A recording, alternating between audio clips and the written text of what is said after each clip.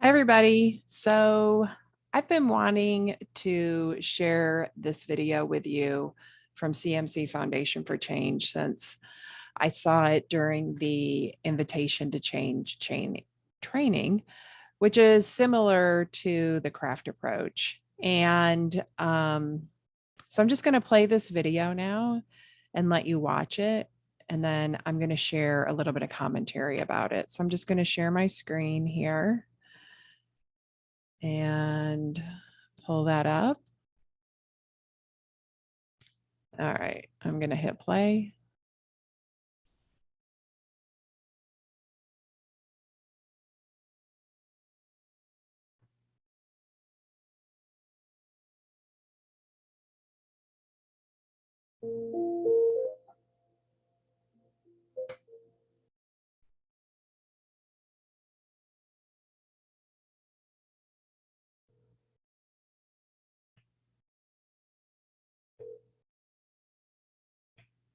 Thank you for calling Shoes Sushi. How may I be of assistance? Hi, I ordered a pair of dress shoes for my son, and he was such the wrong size. I'm not sure I understand. The shoes he said just don't fit. Did you try putting them on? Yeah, we've been trying all morning. It's just not working. Well, other people have been able to make that size work without a problem. I don't know what we're doing wrong. They just seem way too big. To be frank, in my experience, if your son really wanted the shoes, he would put them on and wear them until they fit. No, he really wants these ones, but these won't even stay on his feet. Ma'am, I'm sorry to hear that you and your son are unable to commit to making these shoes work, but we're confident we've given you the best option available. This makes no sense to me. Well, I can give you the number of another shoe company, but they'll tell you the same thing. Unless he can accept our shoe size, we can't help. And honestly, it seems like you're way over involved in this. You need to stop cutting him so much slack. Let him know that if he doesn't want those shoes, he can just go barefoot.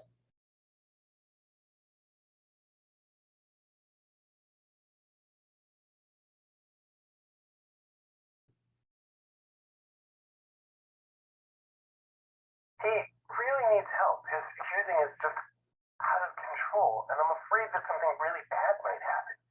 But I just don't think that he's going to agree to go for 30 days. I just don't see that happening. Well, taking the full 30 days is really important. Other people have been able to take the time needed without a problem. If it was important to him to get sober, he would be able to make this a priority. I really want to help him with this. I mean, he says that it's really important for him to be someplace that also can work with his PTSD. I don't know if that's the best thing to do, but that's what he says would be really helpful. I'm sorry to say this, but addicts come up with all kinds of excuses to avoid actually getting help. I'm not so sure that it's as much about PTSD as it is a case of terminal uniqueness. I don't really think that's what's going on. I mean, I don't know. I don't think that that's the case. I just think that he's scared, and I don't know what we're doing wrong. You called us because we're the experts, and frankly, I want to give you some direct feedback because we see this all the time. You're clearly way over involved here, and codependency is part of this for you. I think you need to take a step back and realize that your son could die if you don't get him into rehab. You have to stop giving him so many options. Tell him he can go to rehab or you're kicking him out of the house.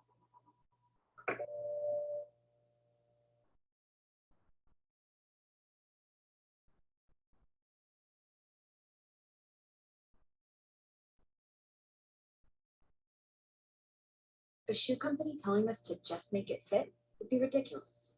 But many families have experienced this exact scenario, only with much higher stakes. Families are trying to help using their deep understanding of the situation, but are being repeatedly told to just make it fit. This one-size-fits-all approach is demeaning and harmful, and being treated this way can be discouraging and heartbreaking. We all deserve to be seen and heard when we're seeking help.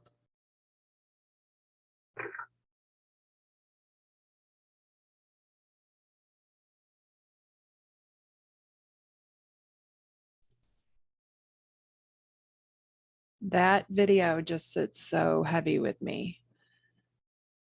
It's almost hard for me to watch. The first time I watched it, I was really brokenhearted because I could see so much of my experience in it and my experience of how I felt as a parent versus I can't even imagine what that experience was like for my daughter when, during the time that I couldn't hear her, right? I wasn't able to validate her experience. And a lot of the people that we worked with weren't able to validate her experience either. And a lot of the people that we worked with who I was looking at as the experts to help us, they just didn't help us. And I found this Excel spreadsheet the other day that I've made. I think I mentioned it in a podcast or something recently. And it was just a list of a really high level list of like when Helena was in high school, all of the people that we went to look for help. And there was, doctors and counselors and psychiatrists and psychologists on that list. And I couldn't believe how many of them, just after a couple of visits, said that they wouldn't help us anymore, that we weren't making progress fast enough. We, meaning she, I felt like I was really in it with her at that point. She wasn't making progress fast enough, or she wasn't fully sober. Or, I remember one psychologist that she went to for quite a while, for twice a week. It was just like she just turned on a dime one day and said, I'm not going to see you guys anymore. I don't think I can help you. And I just remember how overwhelmed that I felt in that moment. But I can't even imagine how overwhelmed my daughter felt or how she felt like the one person that was helping her and had really seemed like she was on her side. And Helena was able to make some progress with her. She just wasn't making the progress that was needed. And at the time, I really wasn't working on myself yet to the degree that I would end up working on myself later. And so we just didn't have the whole family dynamic that we needed for healing. And when I think back about that experience, all of those experiences where all of these people that we went to for help basically turned us away because we couldn't do things exactly the way that they wanted us to, or there's one size fits all approach. And it's really hard for me not to think what things would be like today or how things would have been different. All of those years of pain, like just how things would have been different if I had found one person, who had recommended something like craft, or one place, I had found a way to understand addiction sooner. There's just so much. I'm sure if you've Googled it and, spent as much time as I did on the internet, that you find as much stuff that really isn't science based. That's a lot of opinion based. That's kind of damaging, old school, that if they really want it, they'll do it approach. Like I wrote a couple of things down from the shoe example, and I love the way they made this video and made the comparison of shoe sales. I mean, it's shoes, and we would not put up with that crap if it was shoes and somebody treating us that way. But every day we put up with that when it comes to our kids. And I don't say that to be mean or blame, because I did it too. But I think that we have to keep having this conversation. We have to talk about this. We have to see how wrong it is. And that just because we've been doing it for a long time doesn't mean that it's acceptable. So one of the couple of the things that they said in the video when it came to the shoes not fitting was if he wanted it, he'd make it work. He's unable to commit to making it work. They can't help that. He has to accept help their way. And the mom needs to stop cutting him some slack. Like, I mean, I just can't even imagine. And then in the second part of the video, where it was the scared parent talking to a treatment center, I mean, the one that really, addicts come up with excuses because they want treatment for PTSD. But really that's being called a case of terminal uniqueness. And I heard that term a lot in AA meetings. The treatment center calling themselves, we're the experts, calling the parents over involved and codependent, as if parents don't want to help their kids. And as if parents wouldn't be desperate if it was their kids. I'm sick of parents being shamed for wanting to help their kids and being called codependent and enablers. Both of those words are so shaming and condemning. And they make people feel like they can't even love their kids. Like nothing that they do is okay. And it just compounds the fear so much that they're just paralyzed with fear. And I've been there myself.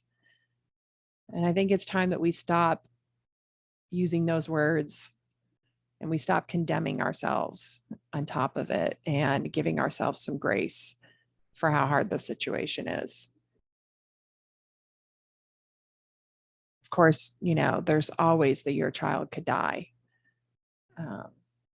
As if we didn't know that already, right? As if we didn't think about it all the time, as if we hadn't even thought about that.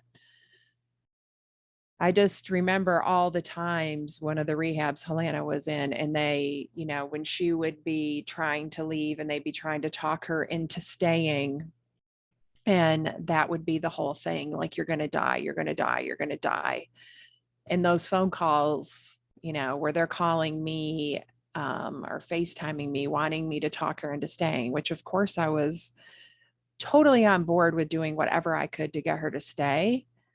But it was just so traumatic to hear that over and over again. Like, those things play over in my mind. And then saying, that you should just kick him out. And we wouldn't say these things about any other struggle that somebody was going through in life. And I keep making these comparisons lately because I think it's really important to help change the conversation, to help change the stigma, to help you see, to set you free from these painful beliefs and these painful stigmas that we face as a family as well. That if somebody had a heart condition and they were still eating poorly, we wouldn't be called an enabler or shamed or called over involved if we were helping them get medical services that they needed. If it was a diabetic eating sugar, if it was, somebody who had cancer and was given specific things to avoid, like, for me, I'm not supposed to drink alcohol. There's other things that I'm supposed to avoid. Imagine my family telling me they're not going to talk to me anymore and they're going to kick me out because I had a drink at Christmas and I might get cancer again. You just can't imagine that. Or even when I first got breast cancer, like my family telling me, you did it to yourself, Heather. We're not exactly sure how or why.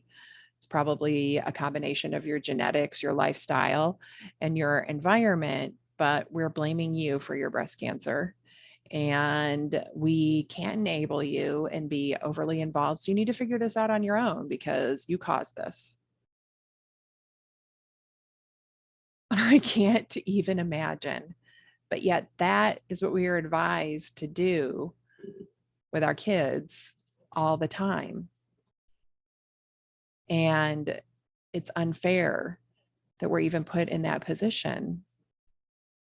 And that's why I love this video so much and why I wanted to share it with you.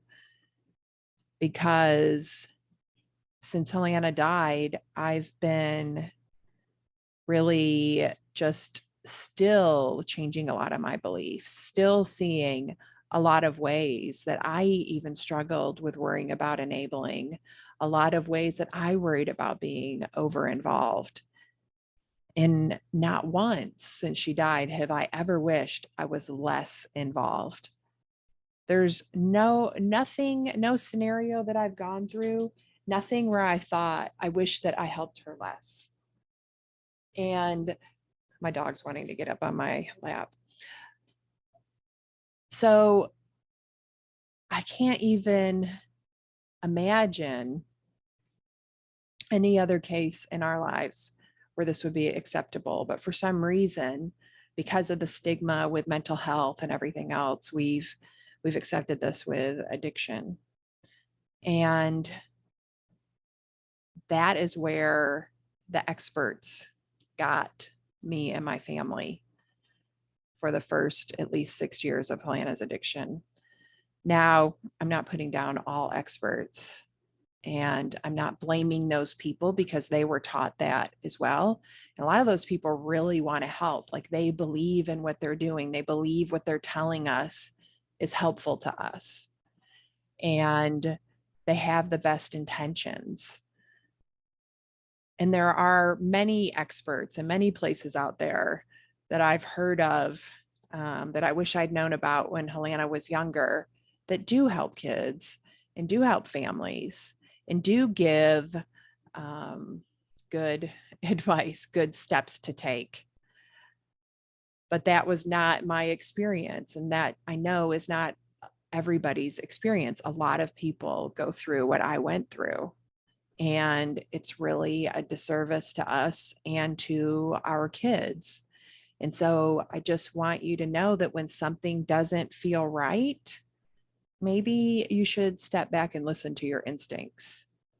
Because I believe wholeheartedly that nobody knows your child better than you, and that you are best suited to help your child and support them and stay in it for the long run.